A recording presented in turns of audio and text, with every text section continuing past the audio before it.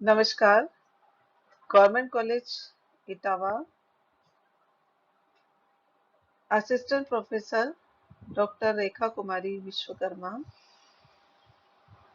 Subject sociology, class BA part third year, paper first, survey method in social investigation, सामाजिक अन्वेषण में सर्वेक्षण पद्धतियां, unit 3। आज के इस राजीव गांधी ई कंटेंट बैंक में के अंतर्गत हम आज पढ़ेंगे प्रश्नावली क्वेश्चनरी। क्वेश्चनरी के अंतर्गत कल हमने पिछले ई कंटेंट में हमने पढ़ा था प्रश्नावली की अर्थ, परिभाषा एवं विशेषताएं, और आज के ई कंटेंट में हम पढ़ेंगे प्रश्नावली के प्रकार, टाइप्स ऑफ क्वेश्चनरी।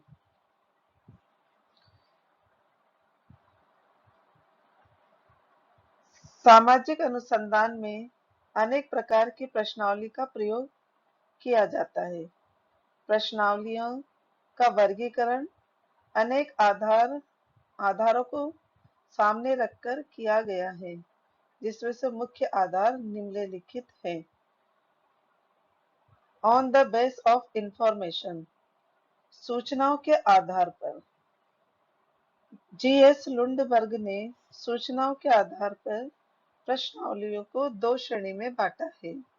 पहला है तथ्य संबंधी प्रश्नावली, क्वेश्चनरी ऑफ फैक्ट्स, मत, और दूसरी है मत एवं मनोवृत्तियों संबंधी प्रश्नावली, questionnaire of opinion and attitude. तो पहले हम पढ़ेंगे तथ्य संबंधी प्रश्नावली। On the basis of information, इस प्रश्नावली का उपयोग किसी समूह की सामाजिक आर्थिक दशाओं से संबंधित तथ्यों का संग्रहण करने के लिए किया जाता है। जब हम किसी व्यक्ति की आय, आयु, धर्म, जाति, शिक्षा, विवाह, व्यवसाय, पारिवारिक रचना, ऋणग्रस्तता आदि के बारे में सूचना संकलित करना चाहते हैं, तो इस प्रकार की प्रश्नावली का प्रयोग किया जाता है। दूसरी है मत एवं मनोवृत्तियों संबंधी प्रश्नावली, questionnaire of opinion and attitude.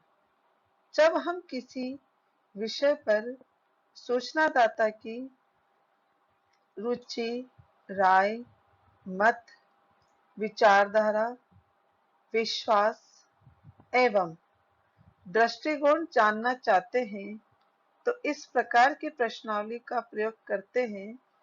बाजार सर्वेक्षण, जनमत संग्रह, विज्ञापन तथा टेलीविजन एवं रेडियो के बारे में लोगों के विचार जानने के लिए भी इस प्रकार की प्रश्नावलियों का निर्माण किया जाता है। अब है बी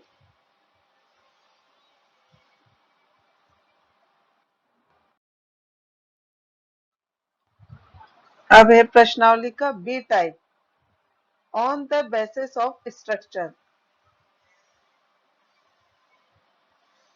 संरचना के आधार पर प्रश्नावली के प्रकार, इसके अंतर्गत दो प्रकार रखे गए हैं। संरचित प्रश्नावली, स्ट्रक्चर्ड क्वेश्चनरी, और दूसरी है असंरचित प्रश्नावली, नॉन स्ट्रक्चर्ड क्वेश्चनरी। तो पहले हम पढ़ेंगे इसके अंतर्गत संरचित प्रश्नावली। इस प्रकार की प्रश्नावली का निर्माण अनुसंधान प्रारंभ करने से पूर्व ही कर लिया जाता है। यानी कि आप अनुसंधान क्षेत्र में जा रहे हो, उससे पहले ही हम इसमें प्रश्नावली बना लेते हैं, प्रश्नों की एक परफॉर्मा तैयार कर लेते हैं। उस प्रकार की प्रश्नावली को हम संरचित प्रश्नावली कहते हैं। इसमें प्रश्नों की भाषा, शब्द, वाक्य आदि पहले से ही तय कर लिए जाते हैं, जिसमें अनुसंधानकर्ता अथवा साक्षात्कारकर्ता को अनुसूची के दौरान परिवर्तन करने की कोई छूट नहीं होती है। जो फिक्स हो गया तो वही रहेगा, उसमें किसी तरह का परिवर्तन नहीं किया जाएगा। इसमें प्रश्नों का क्रम भी पूर्व निर्धारित होता है। इस प्रकार की प्रश्नावली का मुख्य उद्देश्य सुनिश्चित एवं समरूप उत्तर प्राप्त करना है।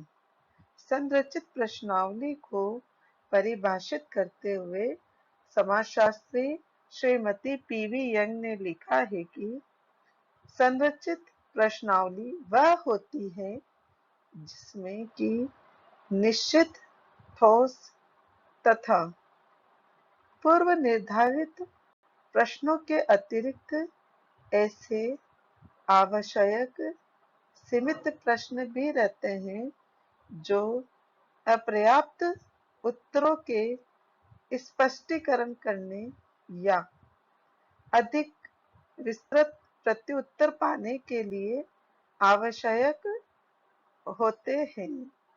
प्रश्नों का प्रकार चाहे प्रतिबंधित हो या अप्रतिबंधित, महत्वपूर्ण बात तो यह है कि उन प्रश्नों को पहले से ही, न कि साक्षात्कार के समय, लिखित रूप में दे दिया जाता है। संरचित प्रश्नावली का प्रयोग सामान्यतः किसी पहलू के बारे में निश्चित सूचना प्राप्त करने के लिए किया जाता है। अब हम दूसरा पढ़ेंगे।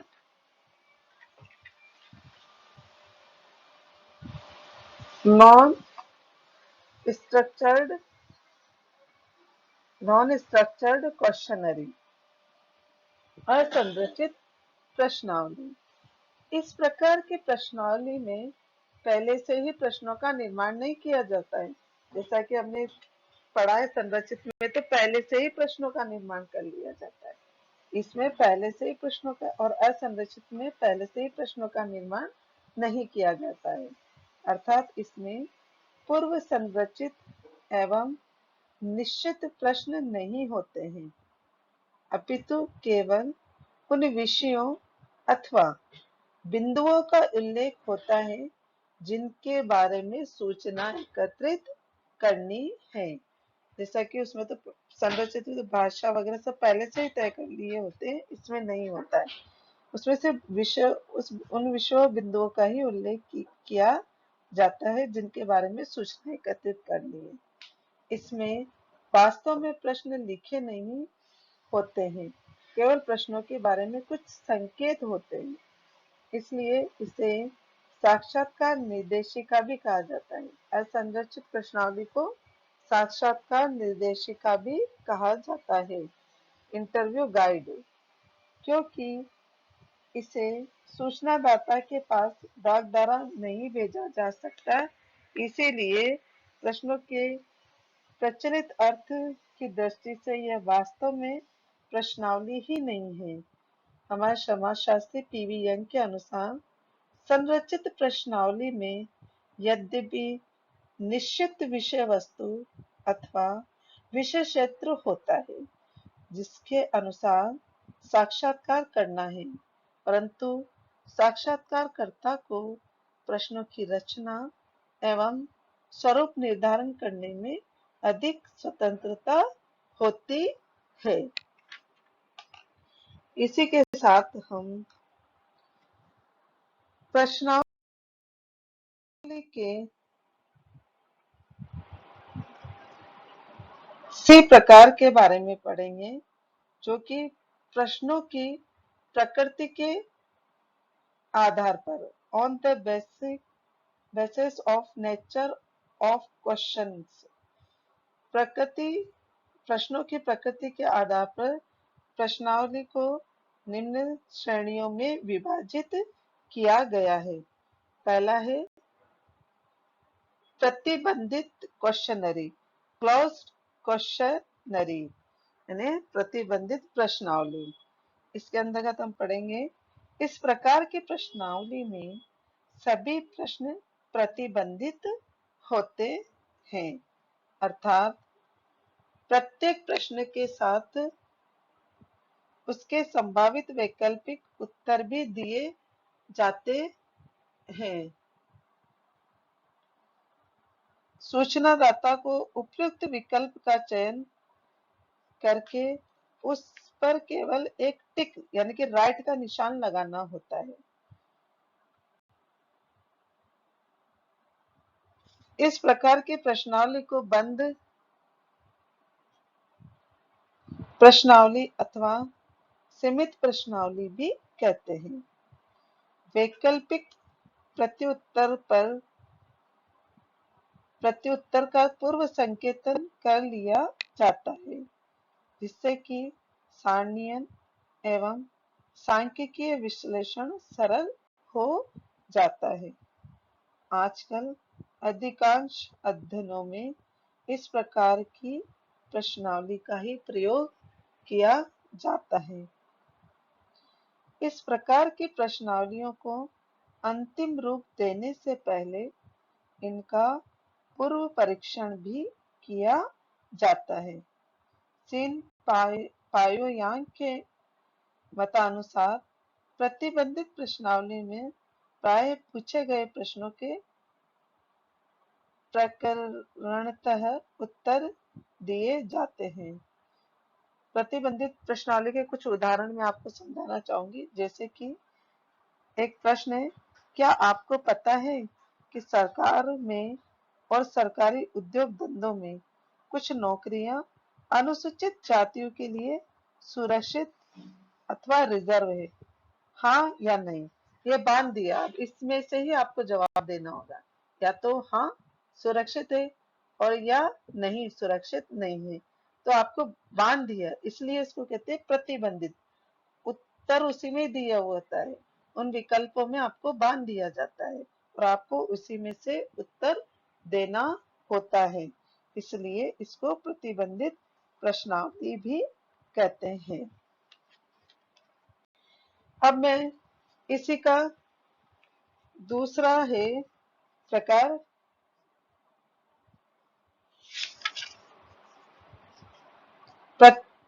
प्रकृति के आधार पर, जो प्रश्नों की प्रकृति के आधार पर जो प्रकार है उसका दूसरा है खुली प्रश्नावली, ओपन क्वेश्चनरी।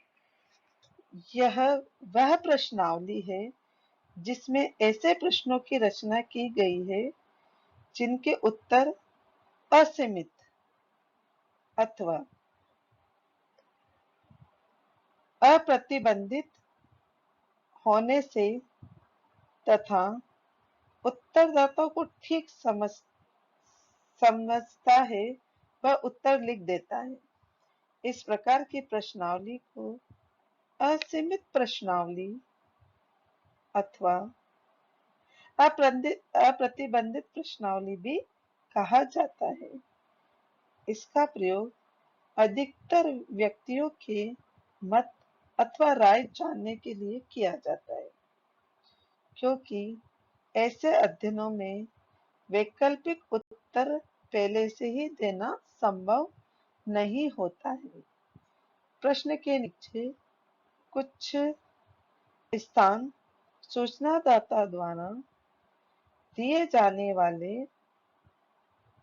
उत्तर के लिए छोड़ दिया जाता है। उत्तरदाता अपने विचारानुकूल प्रश्नों का उत्तर निर्धारित स्थान पर देने के लिए स्वतंत्र होता है। आजकल सामाजिक अनुसंधान में इस प्रकार की प्रश्नावलियों का बहुत कम प्रयोग होता है। खुले या अप्रतिबंधित प्रश्नों के कुछ उदाहरण इस प्रकार हैं।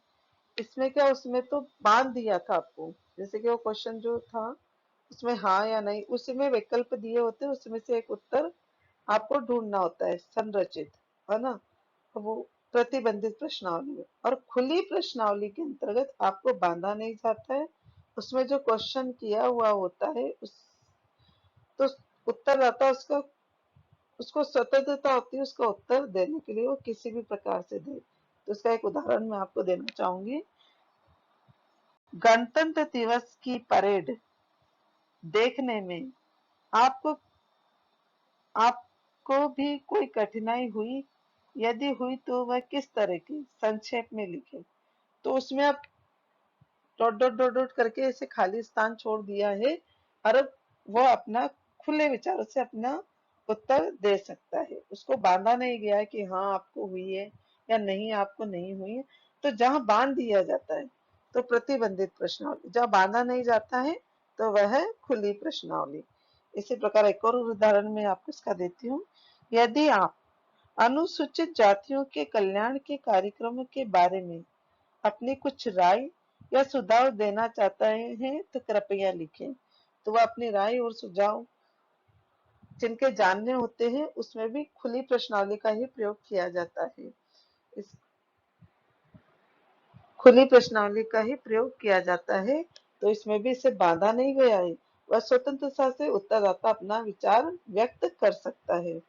इस प्रकार की प्रश्नावली द्वारा एकत्रित सूचना का विश्लेषण करना कठिन हो जाता है, क्योंकि स्पष्ट निर्देश न होने के कारण विभिन्न तथा विस्तृत सूचनाएं प्राप्त हो जाती है।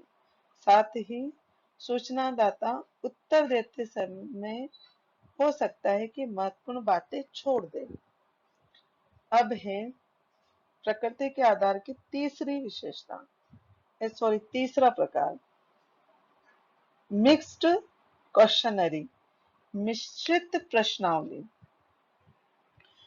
इस प्रकार की प्रश्नावली में प्रतिबंधित तथा अप्रतिबंधित, खुली और बंद दोनों प्रकार के प्रश्नों को सम्मिलित किया जाता है। अधिकतर प्रश्नावलियों में दोनों प्रकार के प्रश्नों को सम्मिलित किया जाता है। साथ ही कुछ प्रश्नों की प्रकृति भी मिश्रित प्रकार की होती है, अर्थात वैकल्पिक उत्तरों के साथ साथ कुछ स्थान उसके विचार लिखने के लिए भी छोड़ दिया जाता है। कहने का मतलब ये कि मिश्रित प्रश्नावली इसलिए मिक्स, खुली और प्रतिबंधित दोनों प्रश्नों का समावेश इस प्रश्नावली में होता है, इसलिए इसे मिश्रित प्रश्नावली कहते हैं। इसी का एक उदाहरण मैं आपको दूंगी। कभी आपके या आपके परिवार के किसी सदस्य के साथ अनुसूचित जाति से संबंधित कोई बुरा बर्ताव तो नहीं हुआ है कि आप अनुसूचित जाति के हैं? तो पहला है हाँ या नहीं। तो उसने पूछा आप अनुसूचित जाति के हैं, हाँ या नहीं, तो इसमें बांध दिया है। तो ये तो हुई बंद प्रश्न, तो ये बंद प्रश्नावली हो गई। अब इसमें ये अगर आप जवाब देते हैं हाँ, तो यदि हाँ तो उसका विवरण मुझे बताइए, तो डॉट डॉट डॉट करके आपको दे दिया, आप विस्तृत अपना विवरण दे सकते हैं। मिश्रित प्रश्नावली का उत्तर प्रयोग उन परिस्थितियों में हो सकता है जिसमें सूचनादाताओं के शैक्षणिक स्तर में काफी अंतर है। इसमें कम शिक्षित तथा अधिक शिक्षित दोनों प्रकार के सूचनादाताओं से सूचना एकत्रित करने के लिए प्रयोग में लिया जा सकता है। अब इसी का चौथा है पिक्टोरियल क्वेश्चनरी, चित्र में प्रश्नावली। इस प्रकार के प्रश्नावली में प्रश्नों के संभावित उत्तर चित्रों द्वारा दिखाए जाते हैं। इस अर्थ में यह भी प्रतिबंधित प्रश्नावली का ही एक रूप है, क्योंकि इसमें उत्तर चित्र में संकेतों से ही चुनने पड़ते हैं। इस प्रकार की प्रश्नावली का प्रयोग कम शिक्षित एवं कम बुद्धि वाले लोगों से सूचना प्राप्त करने के लिए किया जाता है। चित्रों के प्रयोग द्वारा प्रश्नावली रोचक एवं आकर्षक बन जाती है। नक्शे, इश्तिहार, वस्तुओं के नमूने एवं चित्र इत्यादि सूचनादाता के ध्यान को शीघ्र आकर्षित करके उसे उत्तर देने के लिए प्रेरित करते हैं। बच्चों का अध्ययन करने में इस प्रकार की प्रश्नावलियां विशेष उपयोगी हैं। इसमें बंद प्रश्नावली में जिसे आपको बांध दिया जाता है, उसी में विकल्प देके उसी का ही रूप आप इस चित्र में प्रश्नावली को कह सकते हैं। बस उसमें जो उत्तर होते हैं इसमें चित्रों द्वारा प्रदर्शित किया जाता है, संकेतों द्वारा प्रदर्शित किया जाता है। तो जो कम बुद्धि के लोग होते हैं, जो कम समझते हैं, जो अनपढ़ होते हैं, उन्हें नहीं समझ आता, तो उनके लिए प्रश्नावली अति उत्तम है। और बच्चों के लिए तो ये बहुत ही, बच्चों के अध्ययन के लिए तो बहुत ही सर्वाधिक उपयोगी प्रश्नावली है, चित्र में प्रश्नावली। इसी का एक उदाहरण मैं आपको देती हूँ। आपका परिवार कितना बड़ा है, मैंने एक क्वेश्चन किया, तो इसमें जो उत्तर है वह चित्रों के द्वारा प्रदर्शित करेंगे। माता पिता और एक बच्चा बना देंगे, या फिर माता पिता बना देंगे, या माता पिता और बच्चा बना देंगे, माता पिता दो बच्चे बना देंगे, या माता पिता तीन बच्चे बना देंगे, या माता पिता तीन बच्चे तीन बहुएं बना देंगे। इस तरह चित्रों द्वारा इसको प्रदर्शित किया जाए तो क्या वो बन गया। अब इसी में से उसी को जवाब देना है, तो क्या करेगा, उसमें से एक टिक लगा देगा। अगर भाई माता पिता ही है तो उस पर टिक लगा देंगे, पति पत्नी है, बच्चा है तो उस पर टिक लगा देंगे। इस प्रकार चित्रों, कहने का मतलब चित्रों द्वारा इसमें उत्तरों को दर्शाया, विकल्पों को दर्शाया जाता है, उसी में से आपको उत्तर देना होता है। तो ये हमारे हुए अनुसूची के प्रकार। और इसी के साथ आपका बहुत बहुत धन्यवाद और आभार। Thank you so much.